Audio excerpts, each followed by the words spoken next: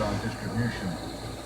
So first, I just will say this is it is a large task, but it's a task that we are up for, and we're going to take a whole of America approach. That's why we're going to be able to do this, and we've been working on this now for over 6 months. Since the announcement 6 months ago on May 15th, we literally started planning accordingly. And it is the foundation of our planning started with the great experts at the CDC, and it's been extended to the jurisdiction planners so that we have a great collaborative plan on how to execute this together, right? And as the Secretary talked about earlier, we have implemented several mechanisms to allow other organizations inside of America to enable execution. Not one source or one organization will be responsible, but it's the collective group of us that will make this successful. So distribution of the vaccine will be based on fair and equitable availability of the vaccine pro rata to the population. So in other words, population of the state against available vaccine will be distributed to each state. We have been working these numbers with the states for a little while, and every week that goes by, we are able to create a tighter shot group of the actual numbers and the allocations that will be available to each state as we get going. Distribution will be by jurisdiction. As I talked about, I use jurisdiction in states, sometimes inappropriately. So let me define jurisdictions: 64 of them, 50 states, 8 territories, and 6 metropolitan cities equal the 64 jurisdictions. We're doing extensive planning with each of these organizations so that we implement their plan. Right, so they will figure out where we want the vaccine to be distributed to and administered, and that's where the vaccine will be distributed accordingly. So we want to emphasize following, of course, FDA guidelines, CDC, ACIP guidelines.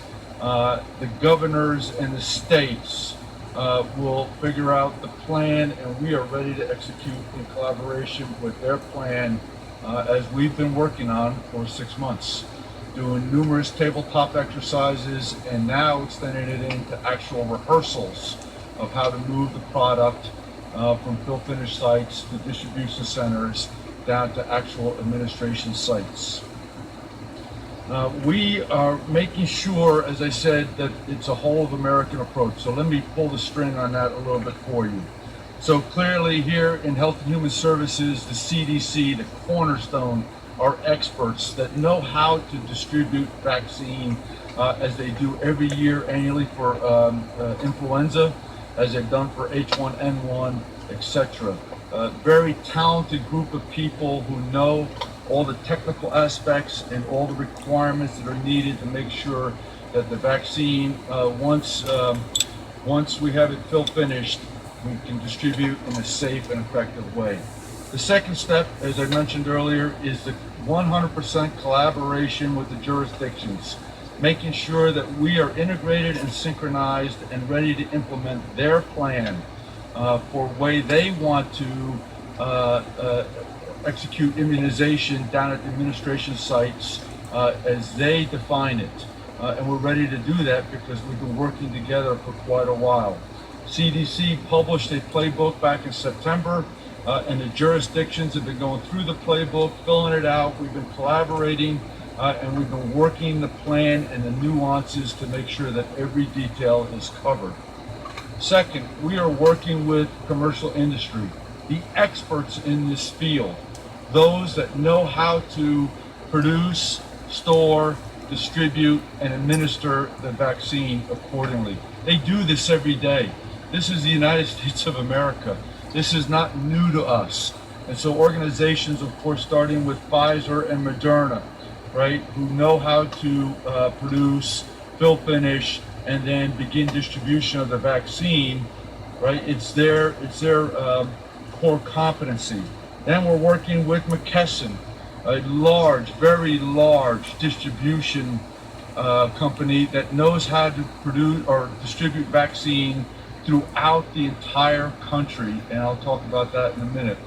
And then, as the Secretary mentioned, we have collaborated with pharma such as CVS and Walgreens, right? And so that we have already laid out plans and coordinated memorandums of agreement to ensure that we're executing the right way in accordance with the jurisdiction plans. As they direct, we'll execute. So we're bringing this whole of America approach from government to industry, and we're bringing it all together to ensure that safe and effective vaccines are delivered to the American people in a timely manner. The time associated with delivery.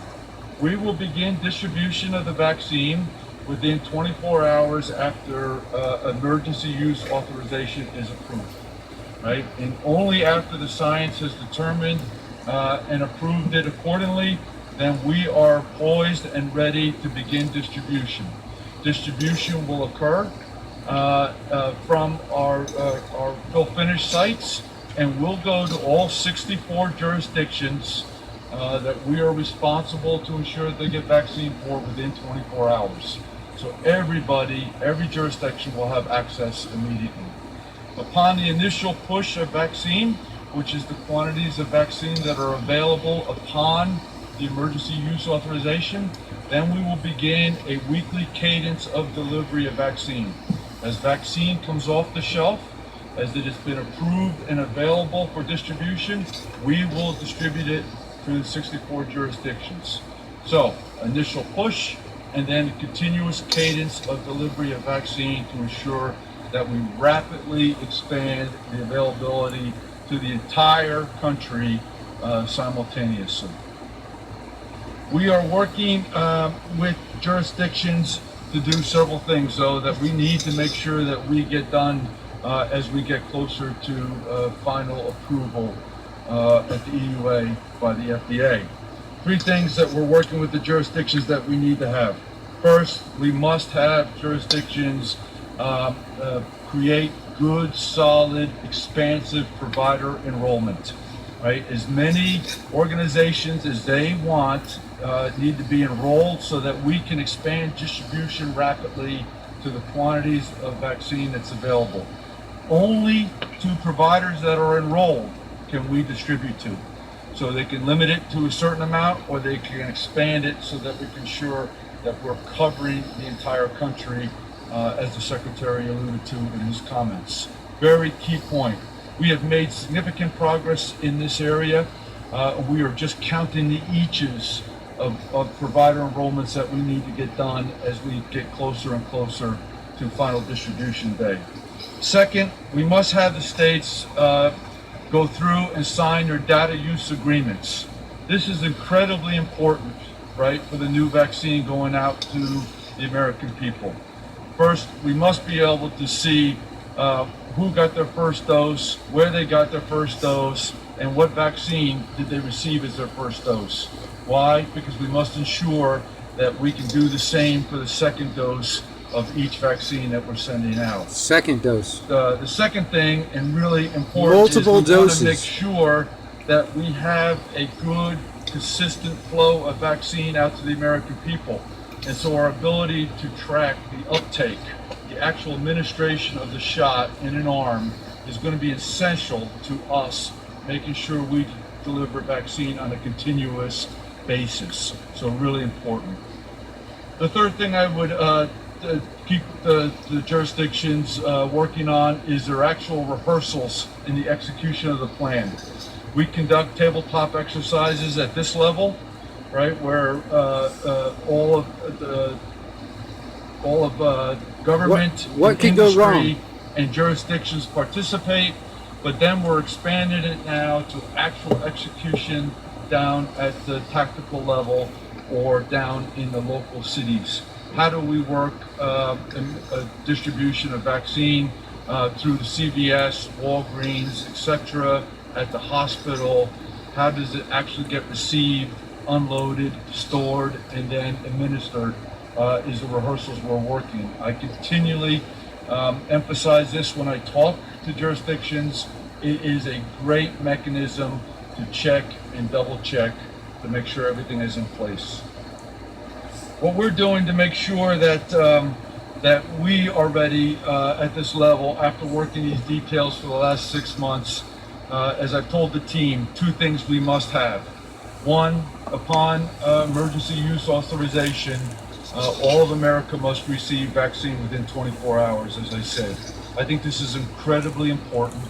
Fair and equitable distribution of the vaccine throughout the country simultaneously. There is no haves and have-nots. It is an equitable distribution, and we are driving hard to make sure that that happens. The second thing that we want to do is make sure that the cadence of vaccine delivery following the first push is routine, so that states/jurisdictions can plan for it and account and develop execution of the administration in a routine method, so that the population is well informed and that they know where to get the vaccine and when to get the vaccine. And so those 2 points we're driving home as key essential tasks at our level. And so, Mr. Secretary, thank you. Well, you heard it there. It was multiple vaccines. This is forever. People, you need to look what's inside these things. One of the ways they're going to make this where people can be tracked and make sure people get this thing and put it to the point where they basically are forcing people into it. They're giving them no other choice, because your money, your medical history, your criminal history, all that stuff will be along with that vaccine, because they're going to be introducing bioengineered organisms and nanotechnology, and you will be basically hooked up to the cloud. And you'll have an app on your cell phone, which you probably already do, like a health app. A lot of these new smartphones, like iPhones and stuff like that, got this health app. You'll be connected via the nanotechnology to that app, and that will be how, because they want to get rid of make it a cashless society. This COVID-19 spreading the fucking around on cash. We got to get rid of cash. So you'll be able to basically have like a PayPal account, but it's under your skin, and it'll be hooked up to the through your cell phone, using 5G, going to the cloud. This is how they're going to try and make it to the point where they'll give you no choice, where you won't be able to fly anywhere unless you have proof that you've had the vaccine. You won't be able to put your kids in school unless they've had proof of the vaccine. You won't be able to get a taxi. They're probably most likely going to try and force you. They're already doing it in some places like Sam's Club, on the mask mandate and all that stuff.